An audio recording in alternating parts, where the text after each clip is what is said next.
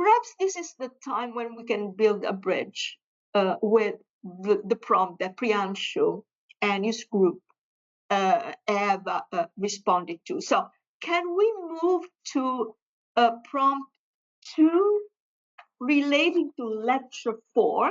And this time, we have an hour. We can certainly do it globally. That is, instead of forming groups, although groups is a very good practice, we can discuss the prompt, all together by you raising your hand individually and sharing your response. Before I cede the floor to Pranav, I know Pranav has a hand up. I want to go back, therefore, to Priyanshu's response. Priyanshu's response, let me look at my notes. Okay, ma'am. So like I read the comment of Priyadarshini. Am I audible, ma'am? You are. Priyanshu, Okay, so is ma'am, that you? like Is that you? Yeah. yes, ma'am. Yes, ma'am. Yeah. So yeah, ma'am, like I have like read the comment which Priyadarshini made over here. Like we should consider like ability to speak in emojis and emoticons in the era of social media. So like I have like few things to share for that. Like Yeah. so, so like what I think, ma'am, emojis like they have like very utility. They have like a very good utility in casual conversation when we do that, like, but they fail to provide the depth, they fail to provide the depth, and also like the concrete precision and the interpretive flexibility, what I think like that is required for deep and complex thought and discourse. So like suppose like what Hannah says, that like if speech is a home, and then emojis be like a fabricated structures. They are very, no doubt, like emojis are very convenient, but ultimately they are very restrictive. They restrict us. Okay. They restrict us and our language. So like Okay. they free us, and instead of like more freeing us from the burden, they give us over interpretation. They risk our like capacity of thought and turning conversation. They also they like somewhere I can say like they turn conversation into a series of automated gestures. Yeah. More than an interpretive function, emojis have what in linguistics one would call a phatic function. That is, they are devices to support, to maintain a connection, a conversation, to maintain. It's a support. It's a fragile support, but it's a support. As you said, they are restrictive, of course. So they don't have. I would align them less with interpretation and more with the idea of supporting a conversation, the phatic function, keeping the conversation alive and going. But how can we proceed? I think, okay, there are a few comments in the chat. Perhaps I can, because there is one on our end, I can finish responding to that. And then I would like to begin the discussion of prompt 2, lecture 4, the Sontag lecture, beginning with my response to Priyanshu's group's comment. So we should also consider emojis. We have covered that. Parigi, we request, okay. Anna Lawrence saw speech as a shelter, okay. Deep joy, T.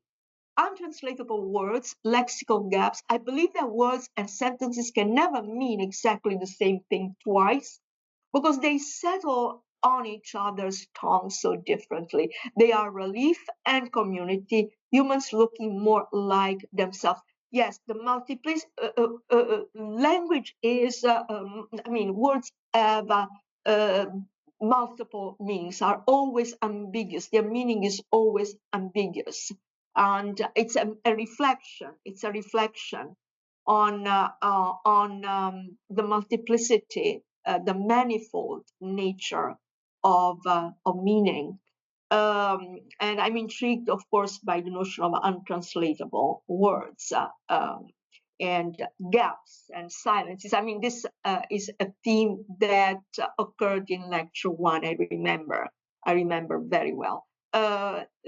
Yes, Dipjoti, would you like to expand on this? I see that you have your hand up.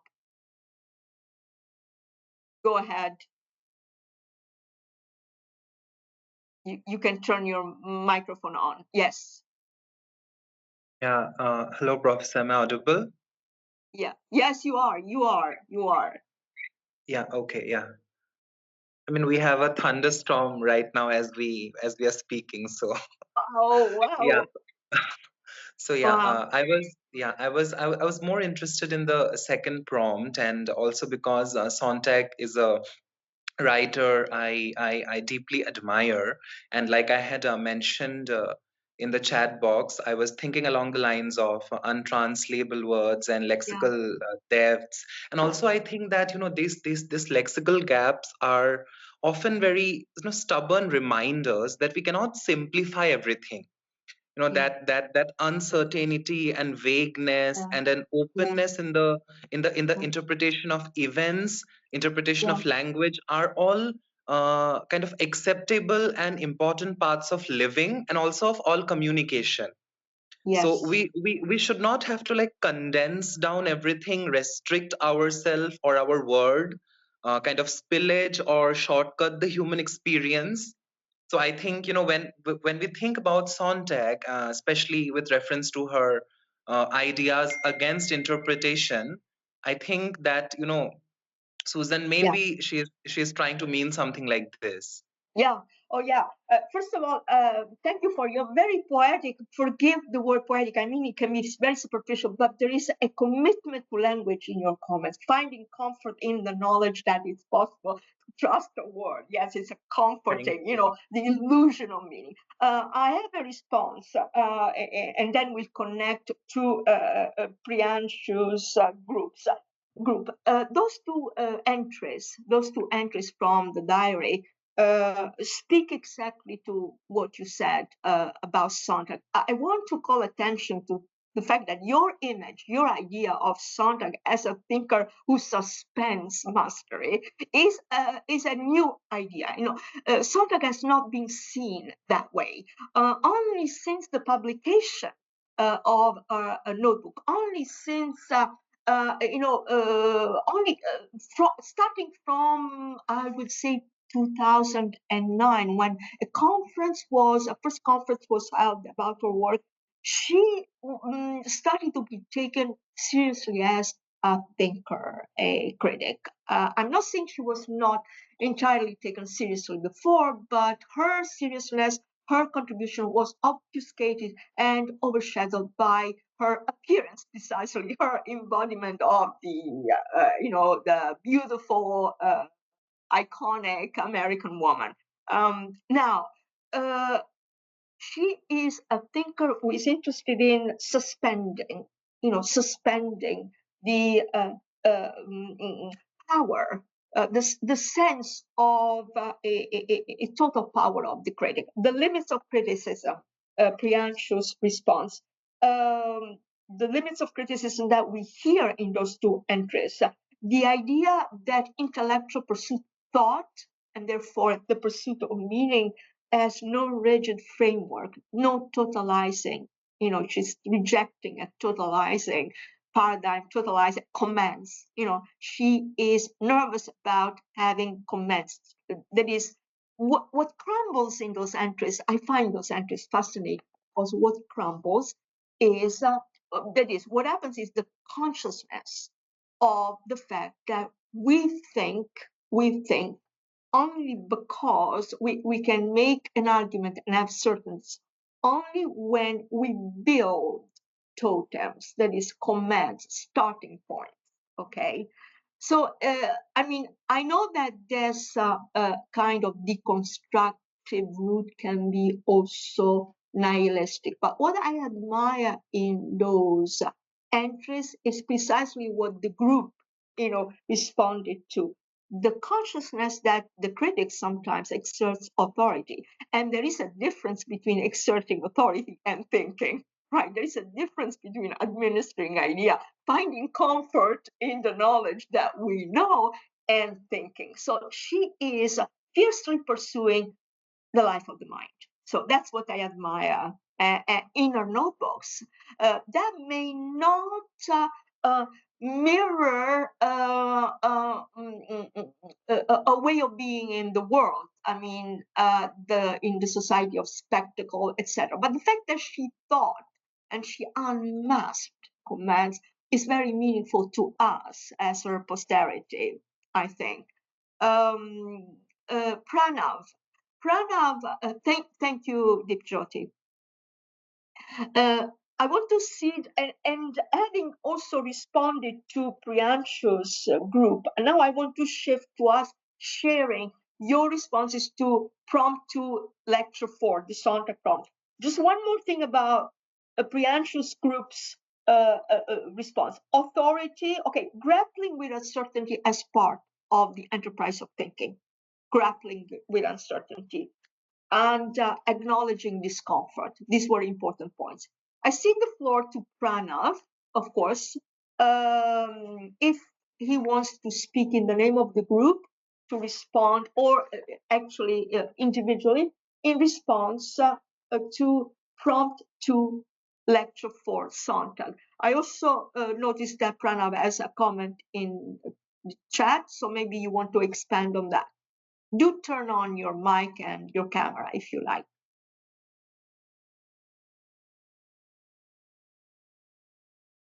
Good evening, Professor. Yes, good evening. I hope you are doing well. Actually, in my view, I am able to draw a lot of resemblance from the Andet's thought, from the Sotsang thoughts and the thoughts. Mama, while back, I was reading philosophy of language, and there are a lot of philosophies of language, and there are a lot of views. There is a Chomsky's idea, then there's semantics ideas, then there's semantics ideas, then there is another idea. Some argue that Asper's hypothesis is there. Everybody argues that language is an important role to play. But there is a underlying two views about the language, whether it is a synthetic or it is biological in nature. To a larger world, people are like, they agree on some part of the world agrees that, yeah, language is biological. It is innate to human beings. And one of the main part of the definition of what is language, if somebody is like, if we go in a academic definition of language, they always consider it as something humane. It is only limited to human beings. But a lot of researchers coming up across the world, they are making a point that language is not something which is only human. So the way we look at the language and how it is shaping the human society, or the way we think, maybe it is not that. Maybe it's something totally different.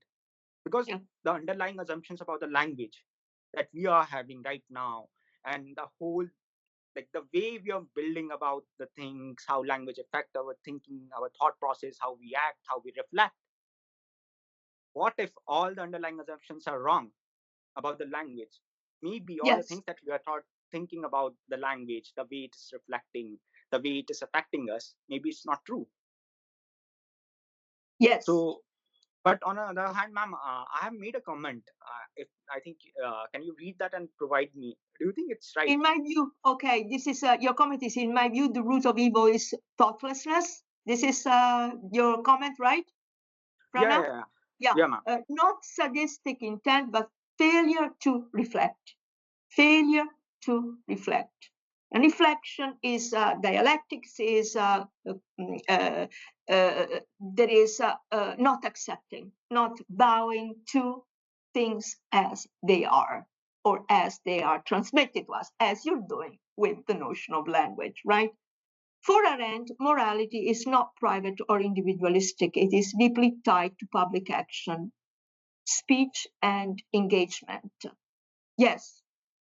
Now, I want to respond to your objection. You know that we operate with an idea of language that might be wrong. In response to, it is possible. This is the spirit of reflection. It might be possible. In response, I can only tell you an anecdote. I was actually having class yesterday, and we are reading parts, the preface of Giorgio Agamben's Infancy and History. We are exploring the notion of infancy as not infancy in literal childhood, but an infancy of language, when we can imagine ourselves as beings that are not yet speakers. And in the preface, Agamben tells the anecdote about Wittgenstein.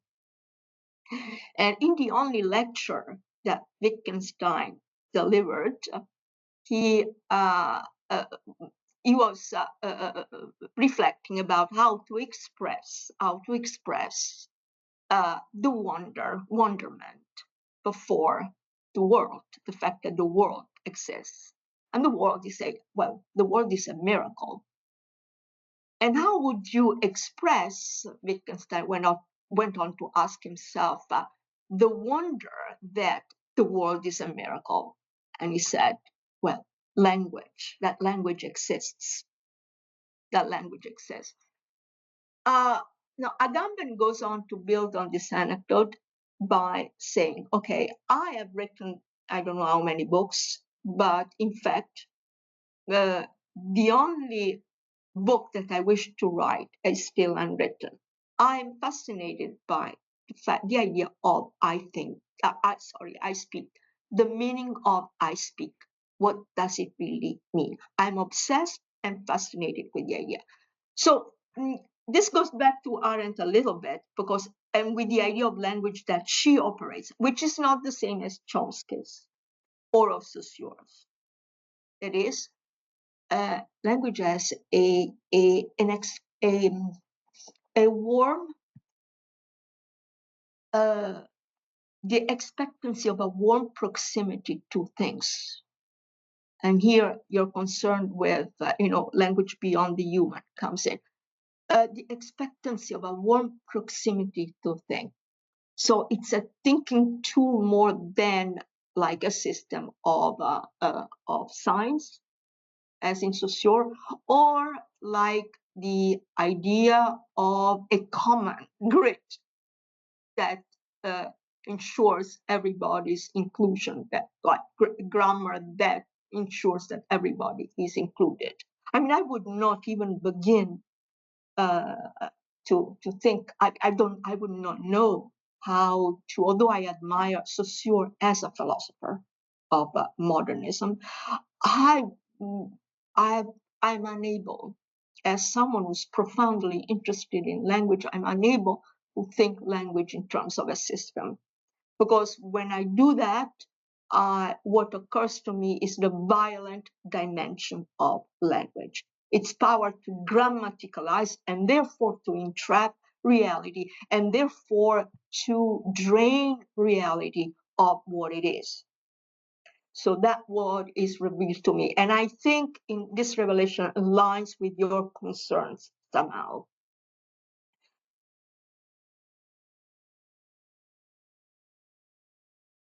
Thank you, Pranav. It's an interesting insight, ma'am. Can I take a 1 minute more? Of course.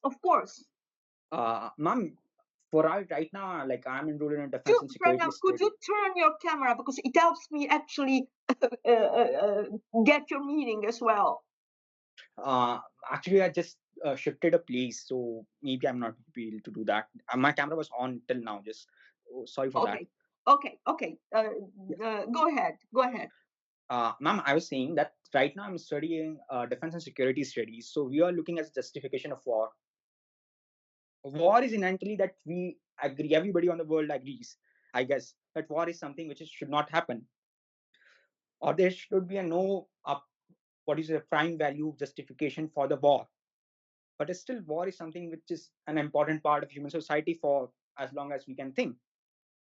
When we are trying to provide a justification for the actions of a state or an individual of any kind, just not forget about violent action of any kind, we often come across this idea what made an individual and a state or a person to act in that particular manner or think in that particular manner or take that action. But sorry, ma'am, can I take a minute?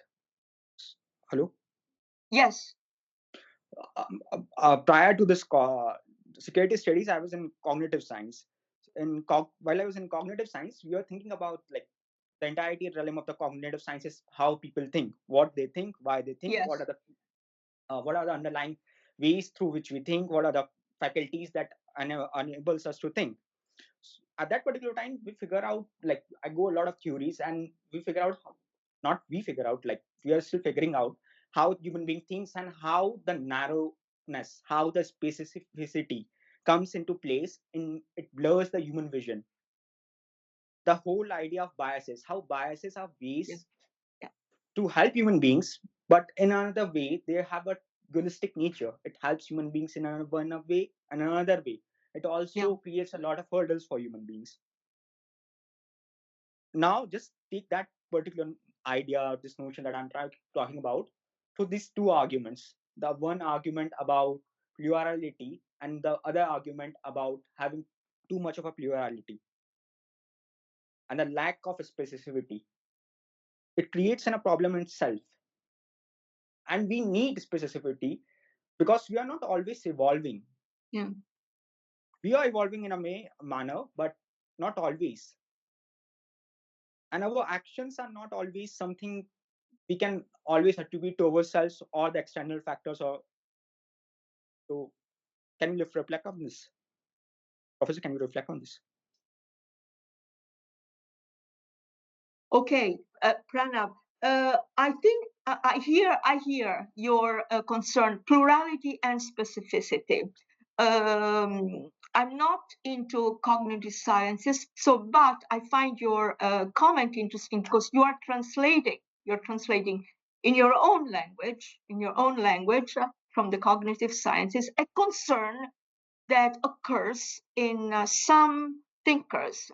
I can think of Alain Badiou and the way in which she translates your concern with excessive plurality and the need for specificity is the following. In thinking about the fact that identity, thinking about the assertion of multiple identities, okay, seems to him a paradox in the current world. A current world that is interested in instant communication, so in knocking down boundaries, but at the same time is obsessed with the fanaticism about multiplying identities. And Badiou sees this as a danger because he sees it as an instrument in the service of the juridification of people, the governmentalization of people. So that's the only contribution I can give. I think your concern is a legitimate concern. And plurality and specificity and how bias is, I don't know if I had a hard time, hearing everything, but I hope I got this right. Bias and as a kind of filter for knowledge and for understanding. Bias being a kind of aid in our enterprise for understanding. So I don't have any particularly insightful response. I think your comment was insightful, and I hope you will pursue it. Professor, your every word was insightful. Every word was insightful. Sorry, your every word was insightful for me. Thank you. Your reflection right now. Thank you. I'm intrigued. I have to say, I'm intrigued by the cognitive sciences, and I would like, of course, to read more. So, if you have any,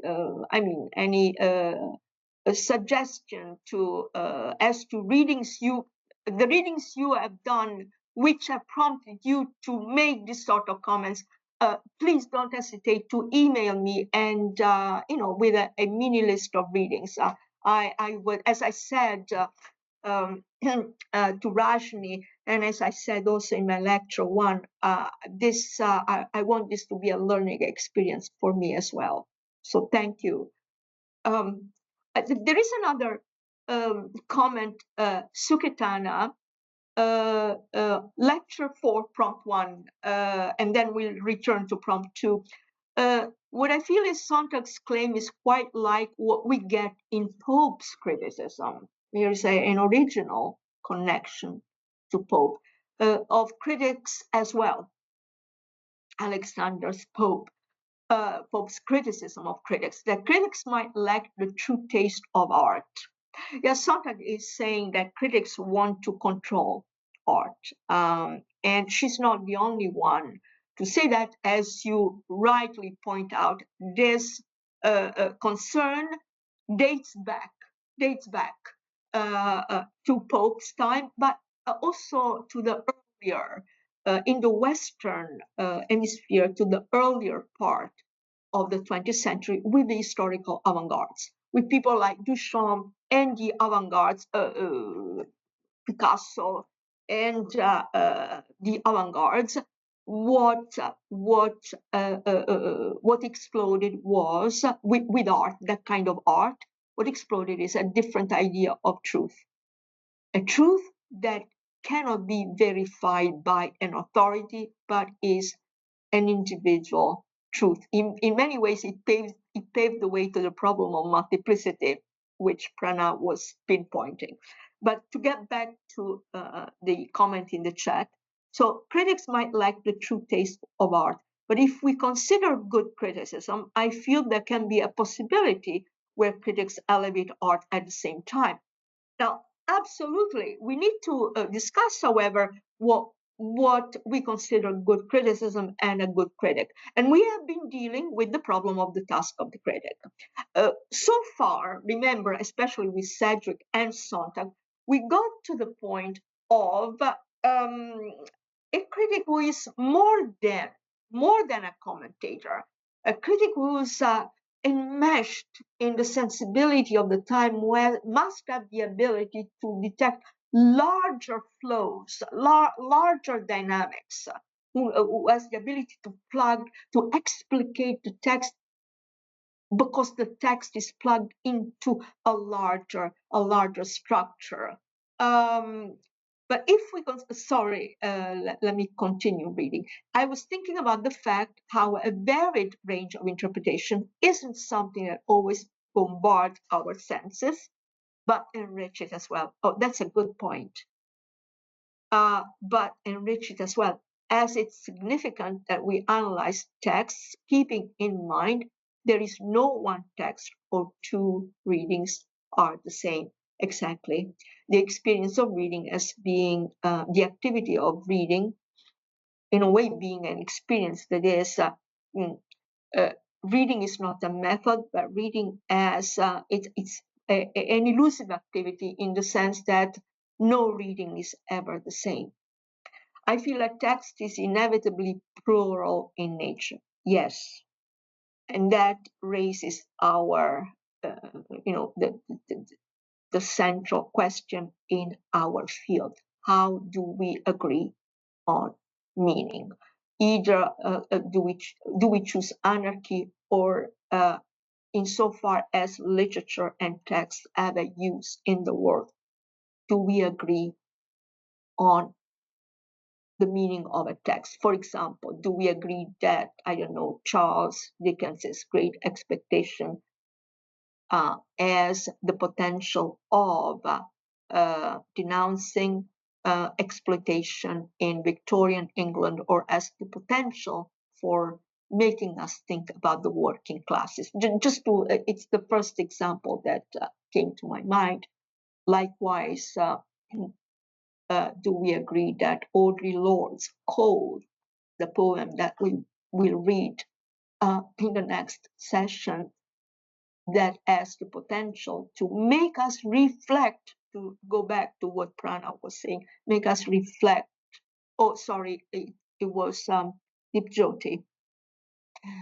No, though Pranav too emphasized the necessity for the idea that thought, the opposition of thought and thoughtlessness. Evil is thoughtlessness. So do we agree that Cole has the potential to make us think about race and the problematic of race without reducing Cole to an illustration of race? In other words, the question you're asking is fantastic because it's at the center of the field. You could, in fact, Suketana, if you were interested, you could reconstruct a line of texts, critical texts, including Stanley Fish. Is there a text in this classroom? Just to name one, a line of criticism that has attempted to take on the question you're asking, from Against Interpretation to Stanley Fish to Rita Felsky's notion of a critique that is post-critique and is about caring, protecting, guarding the artifacts of history. I mean, you could, it's also a nice research. So thank you for your rich question. Dipjoti, Untranslatable World, back to language at its core is a product of shared human experience built upon common cognitive structures. Yes, but language as Arendt and Agamben, since allow me to pronounce his name since I mentioned, would conceive it is not only an infrastructure that holds together a society that allows us to communicate, but it's a resource. The resource for an unforeseen and unforeseeable, an infancy, an unforeseeable community to come. And this can be, going back to Pranav, this can be, I mean, this presupposition that there is in language a dispositif that opens to the political. There is in language a resource, a space, an infancy, call it what you wish, that opens to different ideas of the polis and different logos. This assumption is an assumption, and you could argue, Pranav, that it may be wrong. You could argue that there is another way of thinking about language that has nothing to do with an ethos, right? Because the idea of language, as we have presented it through Arendt and in Agamben as well, is language is something that bends toward, is inclined toward ethos as an ethical bent. And the ethical bent means an opening toward different polis, a more charitable polis, a more inclusive polis, though not toward the anarchy of multiplicity, though not toward a multiplicity that becomes anarchy, I would suggest. While individual linguistic expressions may vary across cultures and individuals, of course, there are natural languages. Language itself, the idea of language, you're right to emphasize that, arises from the commonality that bind. Yes, you're hinting to the fact that language as an idea contains a commonality, a shared ethos. Our shared biological architecture, universal communicative needs, and collective participation. And so, yes, Emile Bamanist, I pronounced this name, would agree with you. Emile Bamanist said there is no such thing as language that at a certain point originated, but language and the human are co-evil phenomena. this is not to say that it's only the human that has language. I mean, as you know, there are studies on the language of the bees, on language of animals, but it's a way to speak about the particularity of the human language, that we earn, we are born again, we earn a symbolic natality existence the minute we speak, we say I speak, whether literally or metaphorically, the space of appearance where we exist. The sheer wonder problem, Deep Jyoti still, the sheer wonder problem of words is that they shape our reality often far more than most people ever realize and know. Yes. And again, this may be the wrong way to think about language, but we perceive that language not only shapes our reality, language can impoverish our reality. There is a violence to language. We don't have the time to talk about it, but language is innervated in our bodies, okay? Innervates in our bodies, and insofar as we are recognized by others as beings of language, we are also pinned to a race, to a gender, to a class, to a caste. And so there is a subtle, violent element in language. To say it simply, very simply with Emerson, Emerson wondered at the beauty of the world, beautiful hills, magnificent sights, but can I be there? No, it's always a referred existence. Language is always, it mediates. The sign says in the absence of the thing. So there is this eerie aspect of language as well. Language is always means something in terms of an as if that magnolia tree out there, the minute I use magnolia tree, I can name thousands of magnolia trees. How can I do justice to that particular magnolia tree out there? Take, for example, an untranslatable word or any nuanced, delicate idea that has grown up only with a particular group of people, a particular culture, or a small pocket. How if someone from the outside has never heard this term, never deeply felt and grown up? This is an example, a perfect example of how language is drenched in a culture, which sometimes is a subculture. Can they actually find experience or feeling inside them? It's always a mediation. Is it properly possible? It seems to me that if we do not have a word for something, we simply do not feel or experience it. Sontag would agree with you if you, the energy to write the essay on camp was to name something. Something does not exist until it is named. In fact, many things are not named, but even when they are named, they are not named properly. So she would totally agree with you, especially in the essay on camp.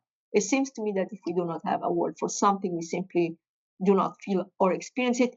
And if we somehow do, it creates a sense of uneasiness in a person to live with a nameless feeling or a yes. And that's the whole thing for communication, the whole compelling energy, compelling force to communicate is to overcome a gap, a silence, uneasy until they perhaps fall across the word at some point in time, whereupon they feel relief. Yeah, naming is a big, nice, intriguing issue here.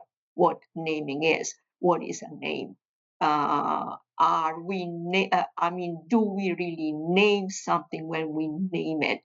Let's say this is a philosophical problem that I cannot, venture into.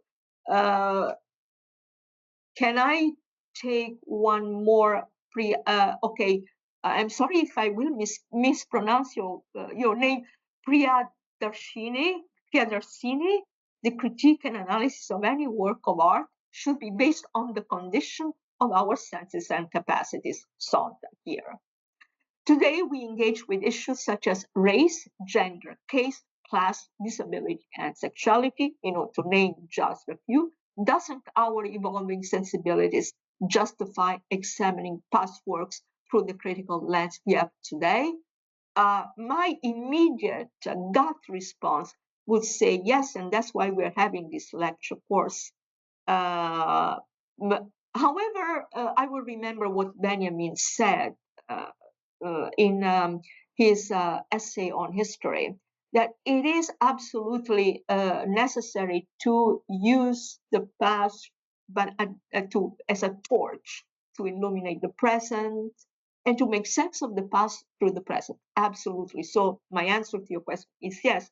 However, we should be careful about actualizing the past too much. I mean, so that the past coincides with the present. I think we should always be capable of recognizing the distance from the past while using the tools of the past to illuminate the present. Adapting the past to the present is absolutely crucial. It's a creative act.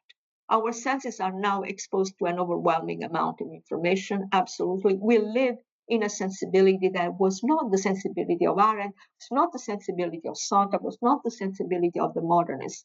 And we should make sense of that sensibility. We should reconstruct lovingly and without fear the sensibility we live in, even if it repels us at times. Our senses are now exposed to, etc., and our access to knowledge is vast. This overproduction, again, here when we talk about access to knowledge, I will remember the warning of Pranav. Knowledge, yes, but what about reflection? Okay, about thoughtfulness. The meaning of knowledge here is interesting. This overproduction has weakened certain sensory faculties. Of course, yes, Sontag, you are updating Sontag and following up on her. Yes, I see. Hello, ma'am. Priyanshu, yes. Yeah, ma'am. Actually, like I have one query. So, like, am I audible, ma'am? Yes, you are.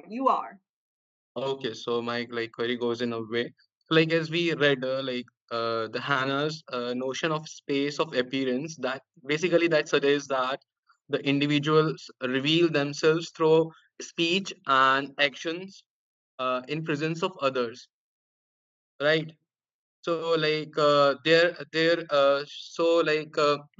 how where they are basically presenting their individuality or their personality. So to me this raises a concern, how we can navigate different social settings, and so how we can present our self presentation, how our presentation changes often, so based on context, and that is based on audiences and on like different social norms.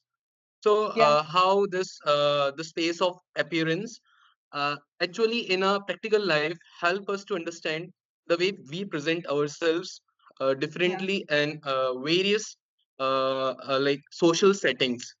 Yes, thank you so much. The space of appearance in a multicultural, also Yeah. setting. But as you are speaking, Priyanshu, I was directed to an aspect of Arendt's space of appearance that ought to be, in my mind, ought to be taken into consideration. The fact that she relies on the Greek model may lend her notion of space of appearance an agonistic quality that is not positive. I mean, it's a criticism. I'm trying to pinpoint the possible limit of Yes, the ma'am. space of appearance. So there is an agonistic element to it, which goes back to the comment on performativity. And I'm concerned with that agonist. To what extent might the space of appearance, Arendt's space of appearance, contain that agonistic element? But you're bringing up an interesting current current concern. Yes, Okay. ma'am. Like actually, like there are two types of individuals we talk about. Suppose like I'm having a extrovert personality, and someone is having a introvert personality. So like the concept, the basic concept of the space of appearance is like that. Like a personality can truly present his or her like whole personality in the presence of speech and in presence of speech and in presence of action. So like Yeah. how this is like valid for different kind of personalities, like I have mentioned about like different community, different societal norms as well. So Yeah. more precisely, like I'm talking about extroverted personality, as they are more comfortable while sharing Yeah. things, while there are the Absolutely. another type of personality, Absolutely. so they are not comfortable coming up and sharing. So how this theory this theory is very contradictory. Like it Oh, supports absolutely. one group, it Yeah. supports one group, and and somewhere it never talked about the other section of society. Yes, you are touching on the problem, among other things, of the public intellectual Yes, ma'am. in our society. Very contradictory, because you could see that in the entries, in Susan Sontag entries. The public intellectual is expecting to enact the space of appearance, right? Asserting his or her existence in through speech and action. So the public intellectual, at least in Western society, embodies in a way Arendt's speaker. But the contradictions are that in order to be thoughtful, in order to think, you need solitary moments as well. You need to sit apart, stand apart on the sides of the assembly, which does not mean a marginalized position, but at a distance from the assembly. We know that totalitarianisms, for example, threaten us because this space of solitude is menaced, is threatened. So I see the contradiction there. I would say that Sontag responds to the idealization of the space of appearance in her diary entries when she says, "Well, I have no certain decide." So she withdraws with a withdrawal, the withdrawal of the creature, so withdrawal of HD's creature, right? Too. So yeah, I take your point. I take your point. Thank you. Pranav, you have your hand up. Just Professor, actually, I was reflecting on the thought that Priyanshu was making, and I have a view upon that. Yeah. Particular thought process that Ardent's view is not about expressing oneself; it's about reflecting. Reflecting.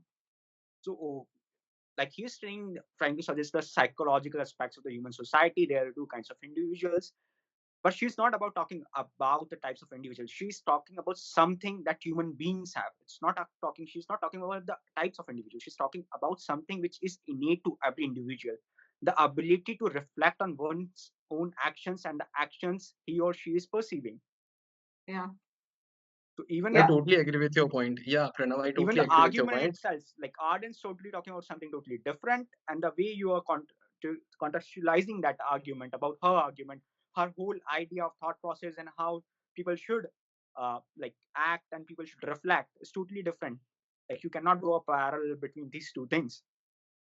She's talking about the ability to have reflection, the ability to have cognition, the ability which makes to hold something which is innate to human beings, the humanity, the ability to feel the things, the ability to perceive the things.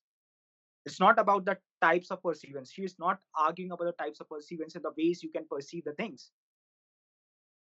Exactly. See, I totally agree with your point of view, like Pranav. But I would like to suggest something like this space is that like we are living. So this space is something that is not a fixed location. So like it is So, rather a dynamic realm that emerges wherever people come and go together. So like I'm talking about like reflection, as you mentioned about reflection. So suppose if the theory that talks about like being truly present or totally present in that scenario, like the space of appearance says that. So if you're not totally present, if you're not totally comfortable in that scenario in shared public spaces, so how we will reflect back? Which There's two raises, important. if I can interject, I take Pranav's point in relation to this last point, which raises, Priyanshu, the problem of publics in the plural, of fandom, the fact that publics cohere around a consent, around a yes, and they cohere because they have the feeling of something in common. But Arendt, I think, is thinking about the life of the mind, of course, guaranteeing she has the point is to guarantee to secure a space for the life of the mind. Remember, she comes from the totalitarian experience, and what concerns her most is the fact that what made totalitarianism possible was the annihilation of the difference between reality and fiction. Reality and fiction. And so the capacity to distinguish those, the capacity to reflect and think.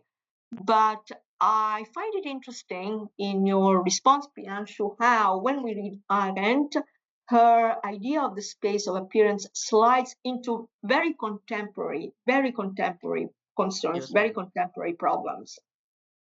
Ma'am, Uh, what I feel like, if we apply this theory to the present scenario, like we can publish our research as well. Like we can apply this theory on our research. Like suppose if we take a group of people and we are applying this theory of like the space of appearance. So like we can when we then like if she was not categorizing people, then we can categorize people. So like how this theory is being reflective to one section and how this theory is not reflective to another section. So we can proceed this theory. Yes, because we are talking about a profoundly divided world. I mean, and Yes, ma'am. she, in theorizing the worldwide, the thoroughly relational world, she wanted to move beyond that. Yes, there is that political utopian element there. Yes, ma'am. Yeah, Pranav. uh, Mama, I have a different opinion about this. Particularly, I think when she was trying to suggest, or in her entirety of the work, I find something which is very critical. The experiences she has, the argument she gave about the Eichmann and his inability to make any active moral decisions. It's not. She's not ever pointing about the Nazi system. She's always pointing out the individuals. Yeah. Her point of reference is individuals, but you are not speaking about the individuals, you are speaking about the groupings. There is a difference between each individuals. There is a difference between the Eichmann and the Hitler and every other individual, but she's not pointing out that difference. She's pointing out something of a commonality that we all share, the ability to reflect. You can always say, if you're making love, like if you're rejecting that argument, she's not reflecting. Are you trying to suggest that extroverts or introverts, one of them does not hold the ability to have external reflection?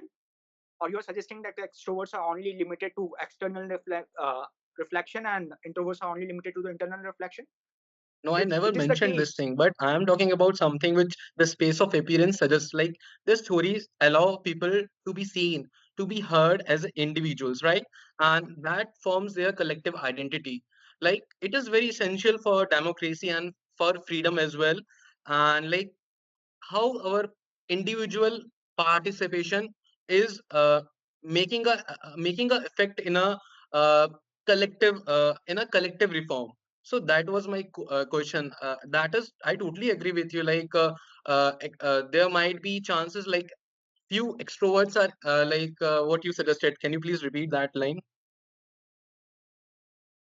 are you saying things is the external or the internal one? Is external reflection, Yeah, internal reflection? yeah.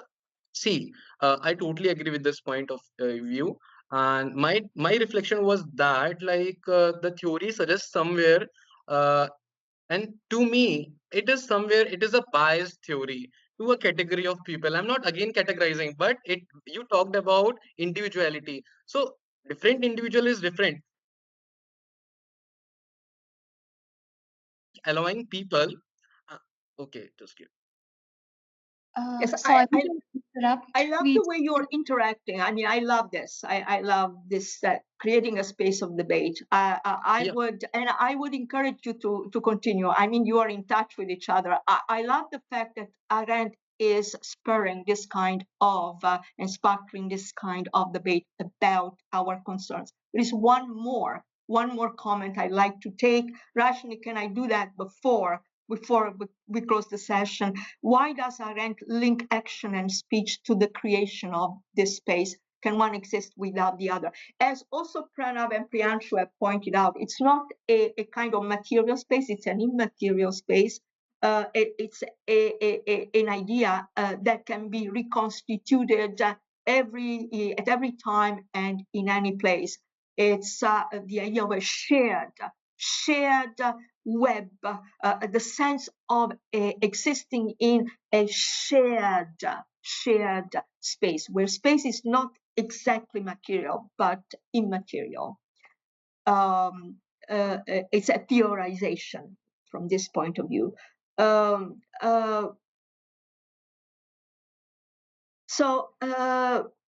The concept of the space of appearance, particularly the ideas of appearance and appearance explicitly, may refer to the unequal access to, yes, absolutely.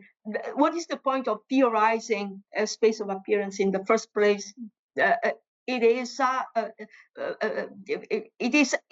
a way of contemplating, from abstract thought, contemplating marginalized groups in the inclusion of marginalized groups. This inequality may arise from various socio-political factors, including historical exclusions. Yes, absolutely.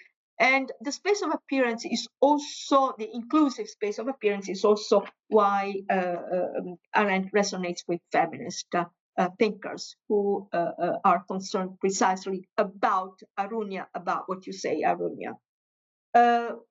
Rashni,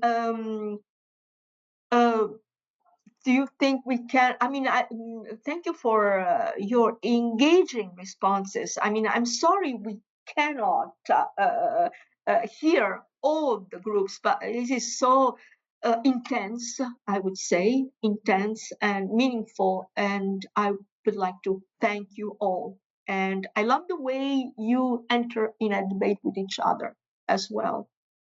It's great. Thank you. we close the discussion.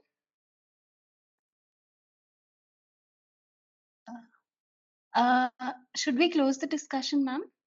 Yes, just 1 second, Pranav. Pranav has one more comment, temporality. Temporality is her argument, is about what is just. She rejects the rigid universality of moral law, the abstraction of duty-based ethics, yes, the juridification of people, the idea that morality can be systematized into formal principles.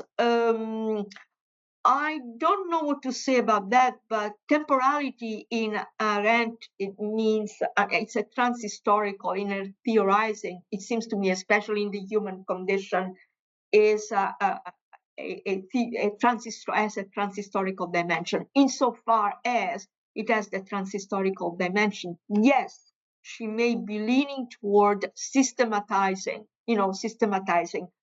principles that can be handed down to generations. In other words, a space of appearance cannot just exist and then disappears. It has to be a legacy, an inheritance that can be handed down to posterity, to future generations. It's immaterial, but it has to be a legacy that can be improved and perfected. So that's my response to Pranav. And Dipjyoti, I want to thank Professor Meena for the signing of the. Thank you so much. It's mutual. It's mutual, Dipjyoti. It's very engaging, and your energy is incredible. Really brilliant. Thank you. Thank you. We can close the session. Thank you. Thank you very much for your response. For your engaging discussion. We are sure that the participants enjoyed this thought-provoking discussion and they have something to reflect on as we close this session. We look forward to seeing you again tomorrow for your lectures on Audre Lorde and Carla Lonzi. Thank you, ma'am.